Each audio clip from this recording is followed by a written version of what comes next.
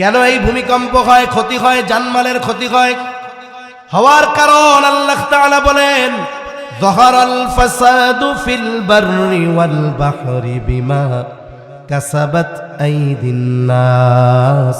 আল্লাহ তাআলা বলেন, জল স্থলে যত বিপর্যয়, এগুলো সব মানুষের হাতের কামাই। ভূমিকম্প, অতিবৃষ্টি, অনাবৃষ্টি, অতি খরা, সমুদ্রে বা জলে পানিতে যেটা হয়, সিডর, আইলা, লাইলা, জলোচ্ছ্বাস, সুনামি, এগুলো সব আমাদের হাতের কামাই। তার মানে আমাদের পাপের প্রতিদান। কিসের প্রতিদান? দুনিয়া এটা স্যাম্পল, পরিপূর্ণ দিবে আল্লাহ আখেরাতে। তাহলে বোঝা গেল পাপের কারণে ভূমিকম্প হয়। কোন ধরনের পাপের কারণে হয়? বিশেষ করে সমাজের মানুষ যখন যাকাতকে জরিমানা মনে করে, গান বাদ্যকে বৈধ মনে করে, নাচ গান, মদ, অশ্লীলতা, ব্যভিচার, ওজনে কম দেওয়া, মানুষের হক নষ্ট করা, জুলুম যখন বেড়ে যায়, মা বাবার অবাধ্যতা বেড়ে যায়, স্ত্রীকে প্রাধান্য দিয়ে মা বাবার সাথে অসদাচরণ করা হয়, নবীজি বলেন ওই সময়গুলোতে ভূমিধস আর ভূমিকম্প বেড়ে যায়।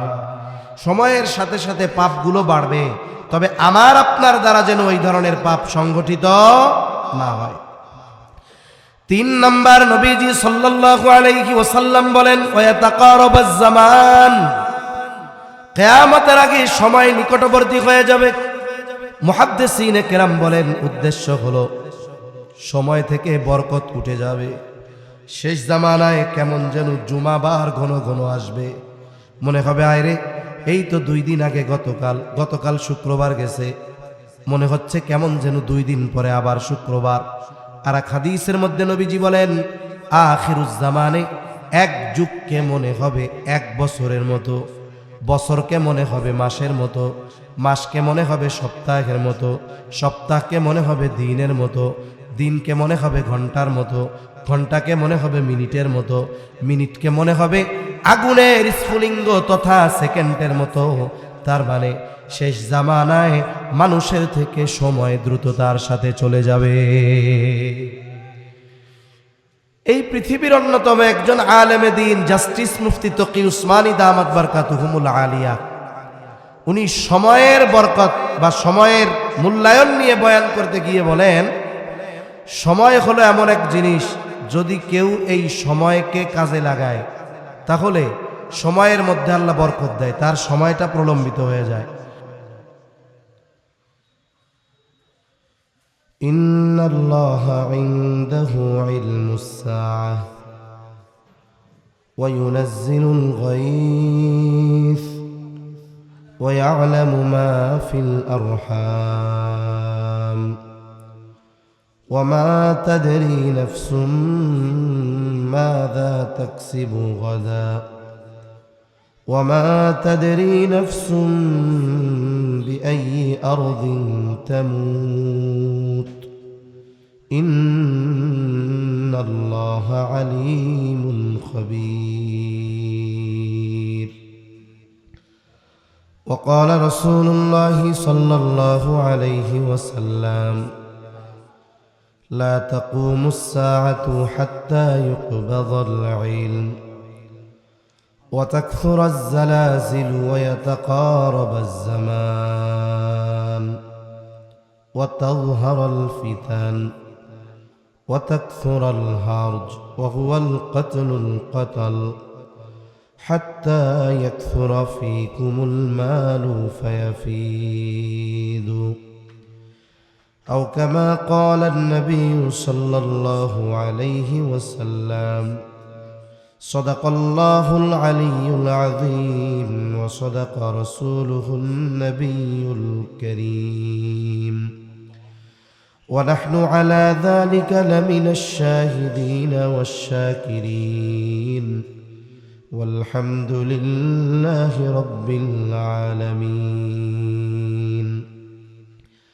سبحانك لا علم لنا إلا ما علمتنا إنك أنت العليم الحكيم. اللهم صل على محمد وعلى آل محمد كما صليت على إبراهيم وعلى آل إبراهيم إنك حميد مجيد اللهم بارك على محمد وعلى آل محمد كما باركت على إبراهيم وعلى آل إبراهيم إنك حميد مجيد الحمد لله ঐতিহ্যবাহী ঢাকা জেলার অন্তর্গত ধামরাই থানাধীন ভাড়ারিয়া ইউনিয়ন ওলামা পরিষদের উদ্যোগে ভাড়ারিয়া ও শিমুলিয়া ইউনিয়ন এবং আশেপাশের সকল কবরবাসীদের রূহের মাগফিরাত কামনায় আজকের এই ওয়াজ ও দোয়া মাহফিলের সম্মানিত শ্রদ্ধেয় সভাপতি, প্রধান অতিথি, আমন্ত্রিত উলামায়ে কেরাম, ওয়াইজিনে কেরাম, সামনে উপস্থিত মুরব্বিয়ানে কেরাম, সমবয়সী যুবক বন্ধু, স্নেহের ছোট ভাই, মাইকের আওয়াজ যত দূরে যায় নিজ নিজ স্থানে অবস্থানরতা সম্মানিতা শ্রদ্ধেয়া মা ও বোন, আল্লাহ তাআলার দরবারে অগণিত শুকর যে মহান মালিক বিজ্ঞ উলামা হযরতদের জবানে খুবই গুরুত্বপূর্ণ কথা শ্রবণ করবার, আমাকেও আপনাদের খেদমতে কিছু কথা বলবার সুযোগ যে মহান মনিব দান করেছেন, সে মহান মনিবকে খুশি করার জন্য মোহাব্বতের সাথে জবান খুলে অন্তর থেকে কালিমাতুশ শুকর পাঠ করি আলহামদুলিল্লাহ।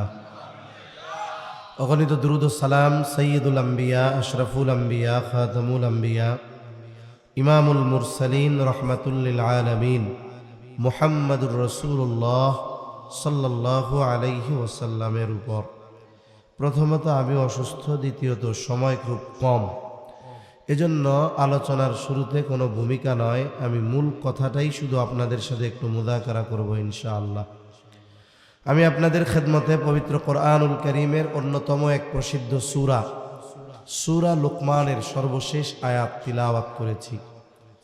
সাথে সাথে রাসূল আকরাম সাল্লাল্লাহু আলাইহি ওয়াসাল্লামের অগণিত হাদিস থেকে একটা হাদিসও পাঠ করেছি।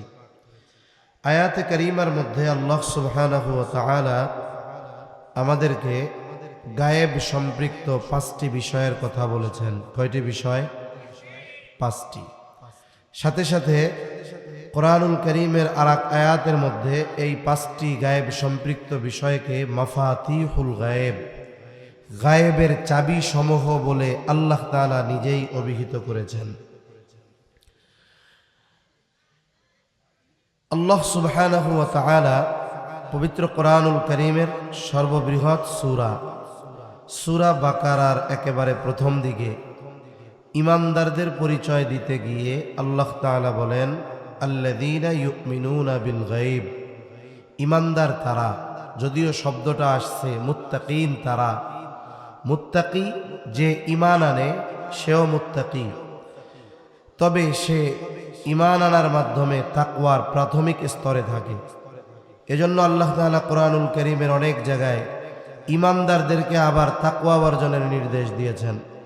তার মানে এক্ষেত্রে আল্লাহ তাআলা আপার ক্লাসের তাকওয়া অর্জনের নির্দেশ দিয়েছেন, আর যারা ঈমান আনে এরা প্রত্যেকেই মুত্তাকি। তাহলে ঈমানদারদের পরিচয় দিতে গিয়ে আল্লাহ তাআলা বলেন, আল্লাযীনা ইউমিনুনা বিল গায়ব, ঈমানদার হলো তারা যারা গায়েবের উপরে ঈমান আনে। কিসের উপরে? গায়েবের উপরে। এই গায়েব সম্পৃক্ত 5টি বিষয়ের কথা আল্লাহ তাআলা বলেছেন এই আয়াতের মধ্যে। মুফাসসিরিনে কেরাম বলেন, পৃথিবীর অন্যান্য যত গায়েব সম্পৃক্ত বিষয় আছে সবগুলো কোনো না কোনোভাবে এই 5টি বিষয়ের সাথে সম্পৃক্ত। এজন্যই এই 5টি বিষয়কে আল্লাহ তাআলা কোরআনুল কারীমের আরেক জায়গায় মাফাতিহুল গায়েব, গায়েবের চাবি সমূহ বলে আল্লাহ তাআলা নিজেই অভিহিত করেছেন। 1 নম্বরে আল্লাহ তাআলা বলেন, ইন্নাল্লাহা ইনদাহু ইলমুস সাআহ, আল্লাহ তাআলা বলেন নিশ্চয়ই কিয়ামতের ইলম একমাত্র আল্লাহ তাআলার নিকট। তার মানে কিয়ামত কখন সংঘটিত হবে এই সুনির্দিষ্ট সময়ের জ্ঞান দুনিয়ার কোনো সৃষ্টির কাছে নাই, দুনিয়ার কোনো মানুষের কাছে নাই। কিয়ামত কখন সংগঠিত হবে এই ইলম, এই জ্ঞান যার কাছে তিনি কে? কেন কিয়ামত কখন হবে? এটা তো গায়েব সম্পৃক্ত 5টি বিষয়ের প্রথম বিষয়। আল্লাহ হলেন আলিমুল গায়েব। আল্লাহকে আল্লাহই আলিমুল গায়েব, দুনিয়াতে আর কেউ আলিমুল গায়েব নাই। অথচ আমাদের সমাজে কিছু ভাই আছে, কিছু মানুষ আছে যারা নবীজির প্রতি মহব্বত প্রদর্শন করতে গিয়ে এই মানুষগুলো নবীজিকে আল্লাহর সমকক্ষ হিসাবে দাঁড় করায় দেয়। কিছু ভাই তাদের দাবি এমন, আল্লাহ যেমন আলিমুল গায়েব, আমার আপনার নবীও আলিমুল গায়েব তারা বলে।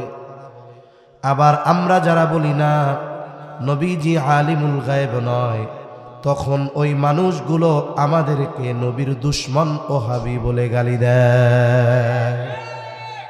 অথচ কোরআন হাদিস থেকে অনেক প্রমাণ দেওয়া যাবে নবীজি আলিমুল গায়েব না। আর নবীজি আলিমুল গায়েব না হওয়ার কারণে নবীজির সম্মানও কমে যাবে না। একটা হাদিসের একটা অংশ শোনাই আপনাদের, প্রসিদ্ধ একটা হাদিস। হাদিসের নাম হলো হাদিসে জিবরিল, আর এক নাম হলো উম্মুস সুন্নাহ। হাদিসে জিবরিল কেন নাম? হাদিসে জিবরিল নাম হওয়ার কারণ হলো সাহাবায়ে কেরামের উপস্থিতিতে জিবরাইল আলাইহিস সালাতু ওয়াস সালাম নবীজির কাছে আসছেন। আসার মূল উদ্দেশ্য হলো সাহাবায়ে কেরামকে দ্বীনের মৌলিক বিষয়গুলো শিক্ষা দেওয়া। যেহেতু এই হাদিসের মধ্যে দ্বীনের মৌলিক বিষয়গুলো আছে, এজন্য এই হাদিসের আরেক নাম উম্মুস সুন্নাহ। হযরত ওমর রাদিয়াল্লাহু তাআলা আনহু থেকে বর্ণিত হাদিস। জিবরাইল আলাইহিস সালাম মানবাকৃতিতে নবীজির কাছে আসছেন। ফেরেশতারা নবীজি পরিচয় না দেওয়া পর্যন্ত জানতে পারেন নাই যেই অপরিচিত আগন্তুক ফেরেশতা জিবরাইল আলাইহিস সালাম। নবীজির কাছে আসছেন, হাঁটুর সাথে হাঁটু লাগায় সামনাসামনি বসছেন। নবীজিকে কয়েকটা প্রশ্ন করেছেন। নবীজি সাল্লাল্লাহু আলাইহি ওয়াসাল্লাম প্রশ্নগুলোর জবাব দিয়েছেন। আবার এই জবাবের সত্যায়ন মানব রূপে আসা জিবরাইল আলাইহিস সালাম তিনি করেছেন। এক নাম্বার জিজ্ঞাসা করছে, আখবিরনি আনিল ইসলাম, আপনি আমাকে ইসলামের ব্যাপারে খবর দেন, ইসলাম কি জিনিস? আপনাদের যদি জানা থাকে জবান খুলে জবাব দিবেন, ইসলামের ভিত্তি কয়টা? আরো জোরে বলেন কয়টা? নবীজি প্রশ্নের জবাবে এই 5টা বিষয়ের কথা বললেন। এরপরে নবীজি সাল্লাল্লাহু আলাইহি ওয়াসাল্লামকে প্রশ্ন করা হলো, আখবিরনি আনিল ঈমান, আপনি আমাকে ঈমানের ব্যাপারে খবর দেন, ঈমান কি জিনিস? এবার আপনারা জবান খুলে বলেন তো, ঈমানের ভিত্তি কয়টা? ঈমানের ভিত্তি কয়টা? হ্যাঁ, ইসলামের ভিত্তি 5টা, ঈমানের ভিত্তি কয়টা? 6টা। 6টা। জোরে কোন কয়টা? এই জায়গায় ছোটবেলায় মক্তবে গেছেন কারা? ওলামায়ে কেরাম ছাড়া মক্তবে পড়ছেন কারা? মক্তবে, আচ্ছা। মসজিদে যে মক্তব এখন তো মরার মতো হয়ে গেছে। আচ্ছা, হাত নামান। এই মক্তবে আমরা ছোটবেলায় পড়ছি এগুলো। তখন তো মাদ্রাসা এত বেশি ছিল না। মুসলমান সমাজে মক্তবের গুরুত্ব খুব বেশি ছিল। ফজরের নামাজের জন্য না উঠাইলেও মা বাপ বলে আগে তো মক্তবে গিয়ে নামাজ শিখবে, এরপরেই না নামাজ পড়বে। তখন ওই মক্তবে ছুটি হওয়ার আধা ঘন্টা 20 মিনিট 25 মিনিট আগে সবাইকে একত্রিত করতো এক জায়গায়। কোরআন শরীফ পড়ুক, বগদাদি কায়দা পড়ুক, সিপারা আমপারা যা পড়ে পড়ুক। তখন আমাদের কালিমাগুলো মুখস্থ করাইতো। কালিমায় তাইয়্যিবা, মসজিদগুলো টাইলস, ফ্লোর পাকা, ছাদ আছে, এমনকি অনেক প্রত্যন্ত অঞ্চলে মার্বেল দেওয়া। মসজিদের মধ্যে এসি আছে।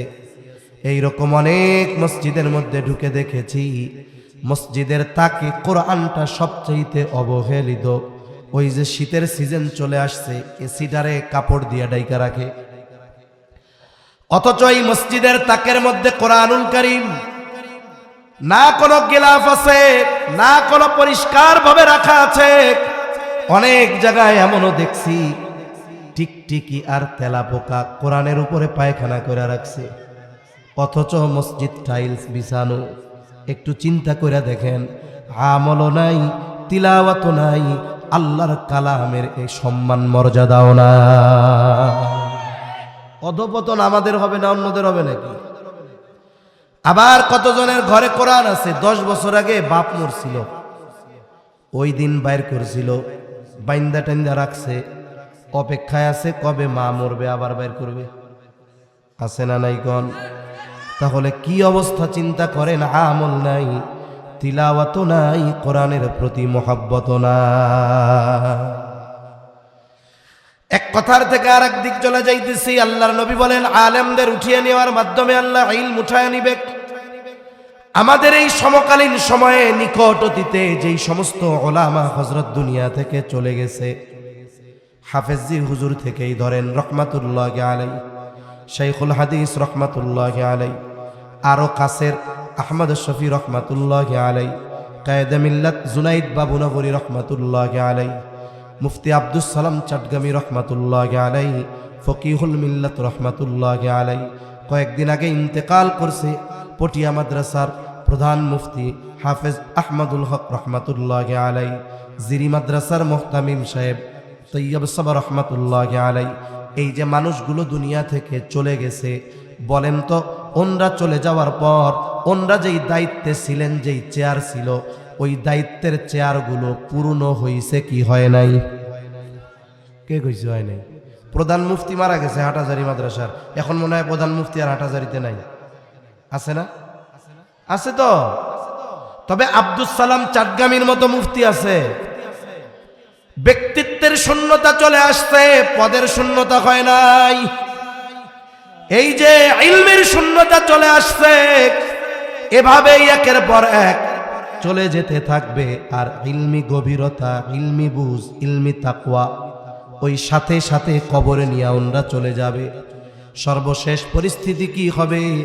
কোরআন লেখাও থাকবে, হাদিসও থাকবে, ব্যাখ্যা গ্রন্থ থাকবে, কিন্তু ওইগুলোর সার মর্ম বোঝার মতো, অনুধাবন করার মতো, আমল করার মতো মানুষ থাকবে না।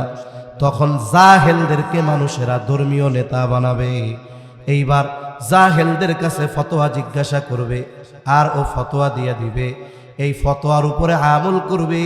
বলে যে ফতোয়া জিজ্ঞাসা করবে সেও গোমরাহ হবে, আর যে ফতোয়া দিবে সেও গোমরাহ হবে।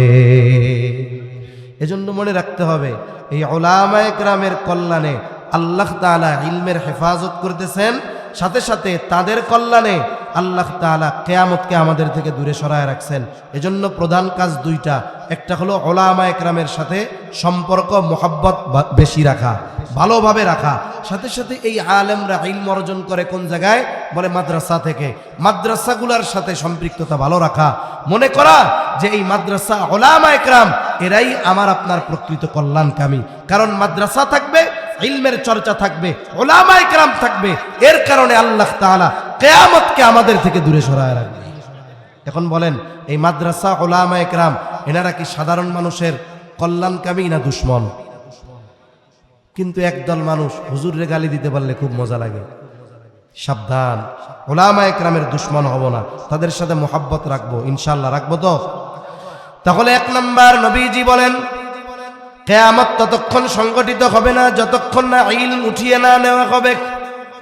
2 নাম্বার, নবীজি সাল্লাল্লাহু আলাইহি ওয়াসাল্লাম বলেন ওয়া তাকসুরুজ জালাজিলু, কিয়ামতের আগে জালজালা বাড়বে। পৃথিবীতে অন্যান্য সময়ের তুলনায় তথা গত শতাব্দীর তুলনায় এই শতাব্দীতে নিকটবর্তী সময়ে বেশি বেশি বড় বড় ভূমিকম্প হয়েছে। অল্প কয়েক বছরের মধ্যে তুরস্কে হয়েছে হাজার হাজার মানুষ মারা গেছে, আফগানিস্তানে হয়েছে হাজার হাজার মানুষ মারা গেছে, ইন্দোনেশিয়ায় হয়েছে শত শত মানুষ মারা গেছে, আফ্রিকার আরো কয়েকটা দেশে হয়েছে। একেবারে কাছাকাছি সময়ে মায়ানমার আর থাইল্যান্ড সীমান্তে ভূমিকম্প হয়েছে। ভূতাত্ত্বিক যারা, এরা বলে টেকটনিক প্লেটের নড়াচড়ার কারণে এই ভূমিকম্প হয়। ভূমিকম্প হলো জমিনে সংগঠিত একটি মুসিবত, একটি বিপর্যয়। ইমানদার শুধু জাগতিক কারণে এই দুনিয়ায় মুসিবত হয়, ভূমিকম্প হয়, এটার উপরেই সে ইস্তেকামতের সাথে থাকে এমন নয়, বরং ইমানদার এই সমস্ত কারণগুলো কোরআন এবং সুন্নাহর আলোকে অনুসন্ধান করে। কেন এই ভূমিকম্প হয়, ক্ষতি হয়, জানমালের ক্ষতি হয়? হওয়ার কারণ আল্লাহ তাআলা বলেন, যাহারাল ফাসাদু ফিল বাররি ওয়াল বাহরি বিমা কাসাবাত আইদিন নাস।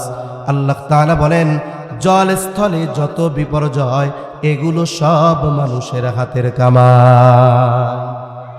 ভূমিকম্প, অতিবৃষ্টি, অনাবৃষ্টি, অতি খরা, সমুদ্রে বা জলে পানিতে যেটা হয়, সিডর, আইলা, লাইলা, জলোচ্ছ্বাস, সুনামি, এগুলো সব আমাদের হাতের কামাই। তার মানে আমাদের পাপের প্রতিদান। কিসের প্রতিদান? দুনিয়া এটা স্যাম্পল, পরিপূর্ণ দিবে আল্লাহ আখিরাতে। তাহলে বোঝা গেল পাপের কারণে ভূমিকম্প হয়। কোন ধরনের পাপের কারণে হয়?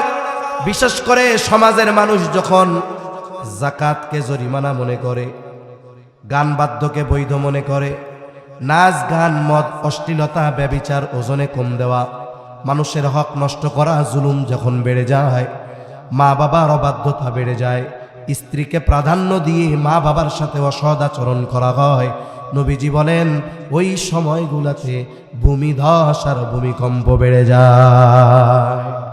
সময়ের সাথে সাথে পাপগুলো বাড়বে, তবে আমার আপনার দ্বারা যেন ওই ধরনের পাপ সংগঠিত না হয়।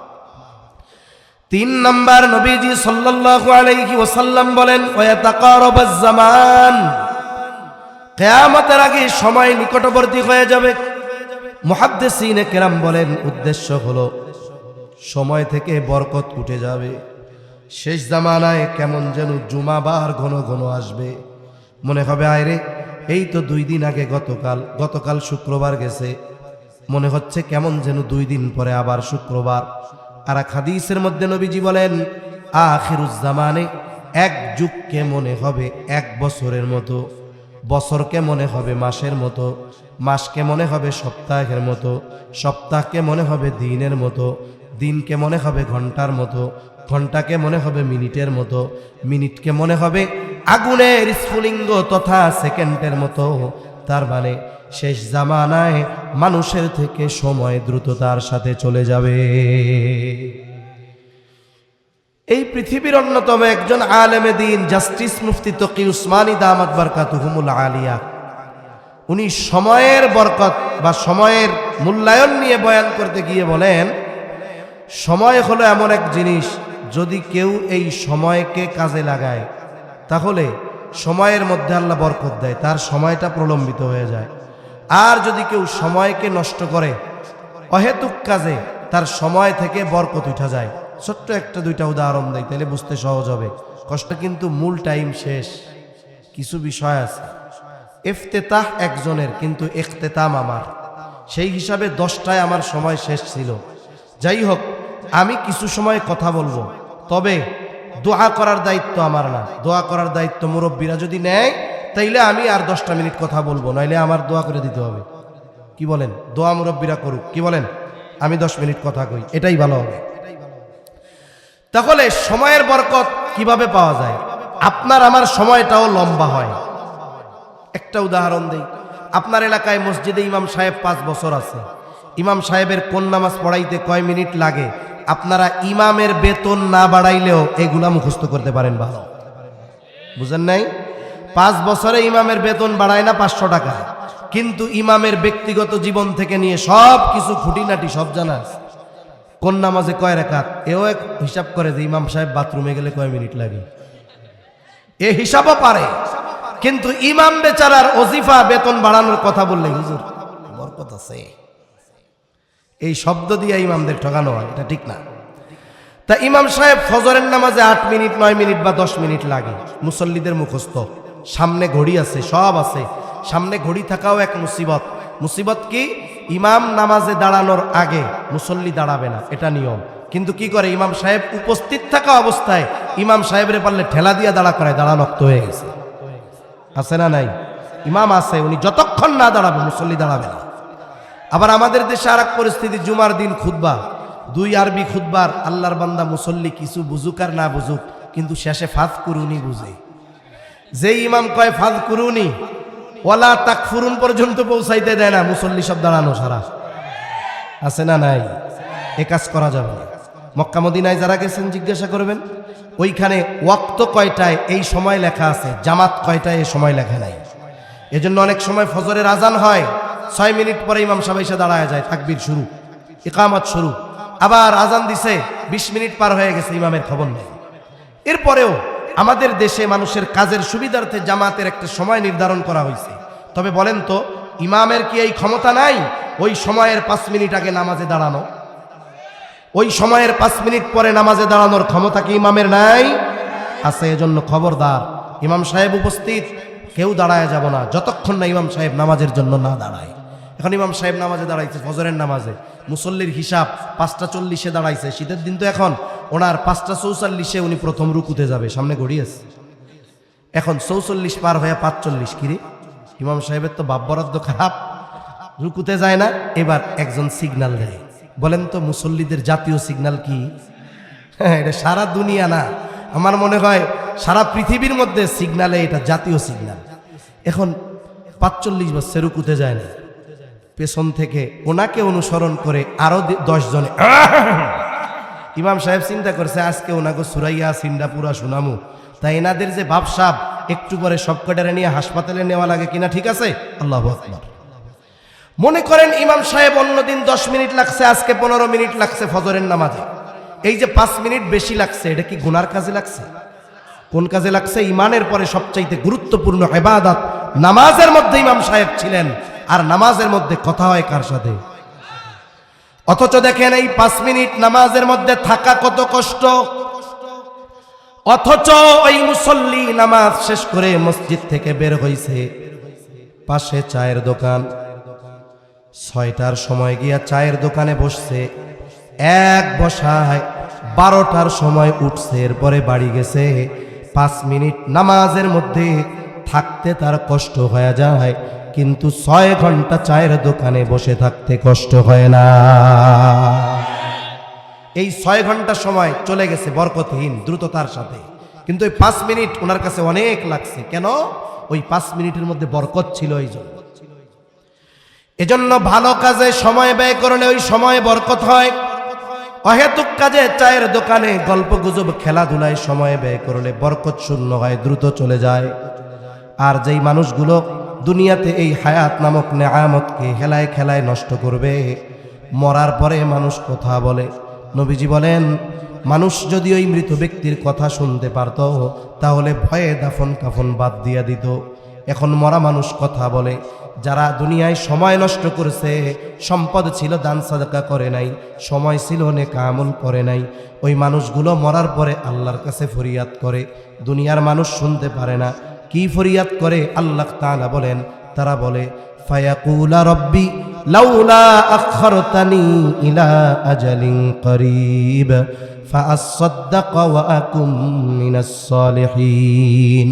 যেই মানুষগুলো সময়টাকে গোনার কাজে, অহেতুক কাজে, খেলাধুলায়, মোবাইলে, ফেসবুকে নষ্ট করেছে, নেক আমল করে নাই, কোরআন পড়ে নাই, নামাজ পড়ে নাই, সম্পদ ছিল দান সাদাকা করে নাই, ওই লোকগুলো বলবে, ও রব, যদি একটু সময়ের জন্য অবকাশ দেওয়া হইতো দুনিয়ায় যাওয়ার, ও আল্লাহ, আমাকে আপনি যে সম্পদ দিয়েছিলেন তা থেকে আমি একটু সদকা করতাম। শুধু তাই না, ওই সময়গুলাতে এত বেশি নেক আমল করতাম। ওয়া আকুম মিনাস সালিহিন, একটু যদি দুনিয়ায় যাইতে দিতেন আমি সৎকর্ম করে সৎকর্মশীলদের অন্তর্ভুক্ত হয়ে যাইতাম। বলেন তো, ওই মানুষগুলো মরার পরে যতই ফরিয়াদ আল্লাহর কাছে করুক না কেন, একটা সেকেন্ডের জন্য আল্লাহ তাআলা পুনরায় দুনিয়ায় আসার সুযোগ দিবে নাকি? ওই সময় যেটা আল্লাহর কাছে চাইবে সেই জিনিসটা এখন আমাদের আছে না নাই? অথচ আমরা কি করতেছি? অহেতুক নষ্ট করতেছি। বুঝতে পারবো ওই দিন, কিন্তু করার কোনো কিছু থাকবে না। এজন্য সময়গুলো ভালো কাজে ব্যয় করব। হাকিমুল উম্মত বলেন, আশরাফ আলী থানভী রাহমাতুল্লাহি আলাইহি, 2 ধরনের মজলিস ছাড়া বাকি সব মজলিস অনিরাপদ। একটা হলো দ্বীনি মজলিস, এই যে এই ধরনের মজলিস, তারপরে মসজিদে ইসলাহি মজলিস, ইমামের বয়ান শুনেন, মসজিদে অনেক সময় ইমাম সাহেব বসায় শোনায়, কিতাবি তালিম হয়, এগুলো দিনী মজলিস। আর একটা হলো দুনিয়াবি বৈধ উপকারী মজলিস। দুনিয়াবি কিছু উপকারী মজলিস হয়, যেমন রাস্তাটা নষ্ট হয়েছে, এলাকার মানুষ মিলে বসছেন, কিভাবে সংস্কার করা যায়, চলাচলের ব্যবস্থা করা যায়, এইগুলো হলো দুনিয়াবি বৈধ উপকারী মজলিস। এই ধরনের মজলিস ছাড়া বাকি সব মজলিসগুলো অনিরাপদ, ওগুলো এক সময় গুনার মজলিসে পরিণত হয়। 3 নাম্বার গেল। 4 নাম্বার নবীজি বলেন ওয়াতাযহারাল ফিতান, কিয়ামতের আগে ফিতনা প্রকাশ পাবে। এখানে উদ্দেশ্য হলো দাজ্জালের ফিতনা। নবীজি বলেন দাজ্জাল আগমন না করা পর্যন্ত কিয়ামত সংগঠিত হবে না। কিয়ামতের আগে এই উম্মতের জন্য সবচেয়ে বড় ফিতনা হবে দাজ্জালের ফিতনা। নবীজি উম্মতকে শিখায়া দিয়েছেন আমল, সূরা কাহফের আমল। নবীজি বলেন জুমার দিন যে সূরা কাহফ তিলাওয়াত করবে, কমপক্ষে প্রথম 10 আয়াত, নবীজি বলেন আল্লাহ তাআলা তাকে দাজ্জালের ফিতনা থেকে হেফাজত করবে। হঠাৎ করে দাজ্জাল চলে আসবে না, দাজ্জাল আসার আগে একের পর এক ফিতনা আসবে। রাসূল আকরাম সাল্লাল্লাহু আলাইহি ওয়াসাল্লাম শিখিয়ে দিয়েছেন আমল। বুজুর্গানে দিন বলেন যদি কেউ এই আমলের উপরে ধারাবাহিকভাবে থাকে, দাজ্জাল আগমনের আগেও অনেক ফিতনা আসবে। এই যে কাদিয়ানি ফিতনা, এটা অন্যতম বড় এক ফিতনা। যখন উম্মতের মধ্যে কিছু মানুষ সত্য মিথ্যা, হক বাতিল পার্থক্য করা তাদের জন্য কঠিন হয়ে যাবে, এই ধরনের অনেক ফিতনা আসতে থাকবে। ওই যে সূরা কাহফের আমল করনেওয়ালা যারা, বুজুর্গানে দিন বলেন এই আমল দাজ্জালের মতো ফিতনা থেকে উম্মতকে হেফাজত করতে পারে। আশা করা যায় এই আমল যারা করবে, দাজ্জাল আসার আগে যত ফিতনা আসুক না কেন, আল্লাহ তাআলা এই আমলের বরকতে আমলকারীকে হেফাজত করবে।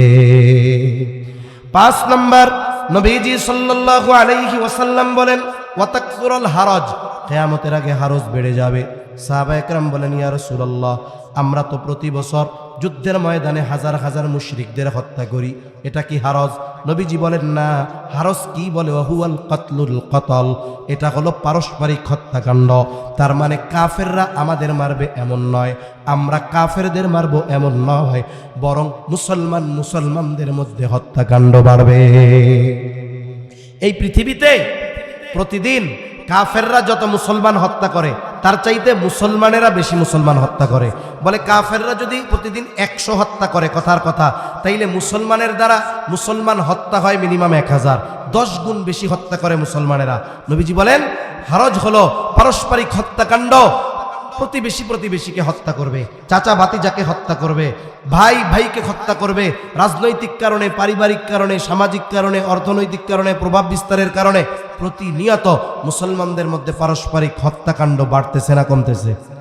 হত্যাকাণ্ড বহুদূর, আমরা তো জবান দিয়েও মুসলমানদের কষ্ট দিব না, কারণ ইনশাআল্লাহ। কারণ নবীজি বলেন সিবাবুল মুমিনি ফুসুকুন ওয়া কিতালুহু কুফর। নবীজি বলেন মুমিনকে গালি দেওয়া ফাসিকি, হত্যা করা কুফরি, সাবধান। নবীজি সাল্লাল্লাহু আলাইহি ওয়াসাল্লাম বলেন আল মুসলিমু মান সালিমাল মুসলিমুনা মিন লিসানিহি ওয়া ইয়াদিহি, প্রকৃত মুসলমান সে যার জবান এবং হাতের অনিষ্ট থেকে অপর মুসলমান নিরাপদ থাকে। তাহলে চিন্তা করেন, জবান দিয়ে কষ্ট দিলে মুসলমান হওয়া যায় না পরিপূর্ণ, তাইলে যে হত্যা করে, যে হাত দিয়ে কষ্ট দেয়, সে কখনো পরিপূর্ণ মুসলমান হতে পারে না। এজন্য মুসলমান যারা বলে আমার আল্লাহ, আমি আল্লাহর বান্দা, মুহাম্মদ সাল্লাল্লাহু আলাইহি ওয়াসাল্লামের উম্মত, আমার কালিমা লা ইলাহা ইল্লাল্লাহ মুহাম্মাদুর রাসূলুল্লাহ, নবীজি শেষ নবী, এগুলোর উপরে যারা ঈমান রাখে, এদের সাথে আমাদের আচরণ নরম আচরণ হবে। দ্বীনের ব্যাপারে মনে রাখতে হবে, জাগতিক ব্যাপারে আমি আপনি কাউকে কষ্ট দিব না, তবে দ্বীনের ব্যাপারে যদি বাপরেও কষ্ট দিতে হয় ছাড় দিব না, ঠিক কিনা কোন? 6 নাম্বার নবীজি বলেন হাত্তা ইয়াকসুরা ফীকুমুল মালু ফায়াফিদু, ততক্ষণ পর্যন্ত কিয়ামত সংগঠিত হবে না যতক্ষণ না মানুষের মাল সম্পদ উপচায়া না পড়বে। মুহাদ্দিসিনে কেরাম বলেন এই পরিস্থিতি হবে ঈসা আলাইহিস সালাম যখন পুনরায় দুনিয়ায় আসবেন, দাজ্জালকে হত্যা করবেন, ইসলামের দাওয়াত তিনি গোটা পৃথিবীর আনাচে কানাচে পৌঁছায়া দিবেন। সারা পৃথিবীতে একটা মানুষও বেঈমান থাকবে না, সবাই ইমানদার, আবার মুনাফিক মার্কানা, অন্তরও জবানও এক থাকবে। পুরা পৃথিবীর মানুষ প্রকৃত ইমানদার মুত্তাকি হবে। আল্লাহ তাআলা আসমান জমিনের বরকতের দরজাগুলো খুলে দিবে। এত পরিমাণ জমিন থেকে ফসল উঠবে যে মানুষ এত সম্পদের মালিক হবে, মনে চাইবে যে আমি যদি একটু দান করতে পারতাম, কিন্তু পৃথিবী খুঁজাও একটা মানুষকে সদকা নেওয়ার মতো পাবে না। সুবহানাল্লাহ। নবীজি বলেন এই 6টি বিষয় সংগঠিত না হওয়া পর্যন্ত কিয়ামত সংগঠিত হবে না। এবার আয়াতের কথাগুলো বলে শেষ 2 মিনিটের মধ্যে। তাহলে আমরা আয়াতের মধ্যে বলেছিলাম গায়েব সম্পৃক্ত বিষয় কয়টা, গায়েবের চাবি সমূহ কয়টা, জোরে বলেন। 1 নাম্বার কিয়ামতের বিষয় আল্লাহ বলেন ইন্নাল্লাহা ইনদাহু ইলমুস সাআ, কিয়ামতের ইলম একমাত্র আল্লাহ তাআলার কাছে। এরপরে আল্লাহ বলেন ওয়া ইউনাজ্জিলুল গায়থ, তিনি বৃষ্টি নামান। কে বৃষ্টি নামায়? মেঘ হলেই বৃষ্টি হয় না, এজন্য দেখা যায় অনেক সময় মেঘ ছাড়া বৃষ্টি হয়ে সব তলায়া যায়। এরপরে আল্লাহ বলেন ওয়া ইয়ালামু মা ফিল আরহাম, মায়ের রেহেমে মাতৃগর্ভে কি আছে, ছেলে না মেয়ে, কেউ জানে না, জানে কে? আল্লাহ জানে। এরপরে আল্লাহ তাআলা বলেন ওয়ামা তাদরি নাফসুম মাযা তাকসিবু গাদা, এটা তাকদীর সম্পৃক্ত গায়েব। আল্লাহ তাআলা বলেন কেউ জানে না আগামী কাল সে কি উপার্জন করবে। এজন্য আজকে যে ভালো আছে সে করবে শকর, ফখর করবে না। আর যে একটু কষ্টে আছে সে করবে সবর। কারণ যার সম্পদ আছে আগামীকাল থাকবে কি থাকবে না কোনো নিশ্চয়তা আছে। যার নাই আগামীকাল যে হবে না এর কোনো নিশ্চয়তা আছে। যার নাই হতাশ হবে না, সে সবর করবে, আল্লাহর কাছে চাইবে। যার আছে সে ফখর করবে না, সে শাকের হবে। 5 নম্বর আল্লাহ তাআলা বলেন ওয়ামা তাদরি নাফসুম বিআইয়ি আরদিন তামুত, কেউ জানে না কোন জমিনে তার মৃত্যু হবে। আমাদের মৃত্যু সময় এবং স্থান দুটোই আল্লাহ তাআলার কাছে সুনির্ধারিত, তবে আমাদের জানা নাই। যেহেতু জানা নাই কি করা দরকার? বলে মৃত্যুর জন্য সর্বক্ষণ নিজেদেরকে প্রস্তুত রাখা দরকার, কিয়ামতের জন্য নিজেদের প্রস্তুত রাখা দরকার। কিয়ামতে যেন আল্লাহর কাছে ধরা না খেতে হয়, এজন্য দুনিয়ার এই হায়াত থাকতেই আখিরাতের সামান সংগ্রহ করার দরকার আছে না নাই? সাথে সাথে যারা গায়েবের প্রতি দৃঢ় বিশ্বাসী হয়, বাস্তবিক কথা হলো দুনিয়ার কর্ম আমল তাদের তত বেশি সুন্দর হয়। আল্লাহ সুবহানাহু ওয়া তাআলা আমাদের সবাইকে কথাগুলো বুঝবার তৌফিক দান করেন। সকলে বলি আমিন, আরো জোরে বলি আমিন। ওয়া আখিরু দাওয়ানা আনিল হামদুলিল্লাহি রাব্বিল আলামিন। আসসালামু আলাইকুম ওয়া রাহমাতুল্লাহি ওয়া বারাকাতুহু। বলি